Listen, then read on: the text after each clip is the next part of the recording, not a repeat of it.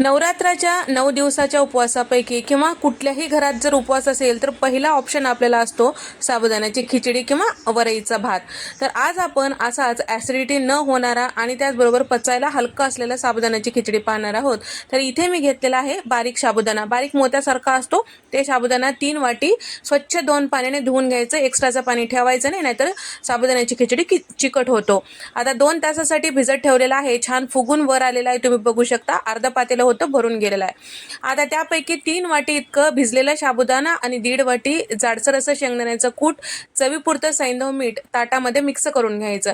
त्यानंतर जाड बुडाची कढईमध्ये तेल टाकून घेतलेलं आहे, मुठभर शेंगदाणे छान कुरकुरीत होईपर्यंत परतून घेतलेला आहे आणि कच्च्या बटाट्याच्या फोडी साधारण 2 मध्यम आकाराचे बटाटे यामध्ये चिरून टाकलेला आहे आणि हिरव्या मिरच्या आवडी अनुसार टाकून ते परतून घ्यायचं। बटाटा नरम झालं की तयार करून घेतलेलं साबुदाणा यामध्ये टाकून घ्यायचं आणि एखाद मिनिट छान झाकून वाफून घ्यायचं कमी गॅसवर। त्यानंतर एखाद मिनिटानंतर इथे आपल्याला लिंबाचा रस, साखर टाकायचं आहे, जेणेकरून चव त्याची टिकून राहतो। तर इथे एखाद मिनिट वाफून घेतल्यानंतर तुम्ही बघू शकता मस्त असं आपलं साबुदाण्याची खिचडी तयार झालेली आहे। तर व्हिडिओ आवडल्यास व्हिडिओला लाईक करा, शेअर करा आणि सबस्क्राईब करायला विसरू नका।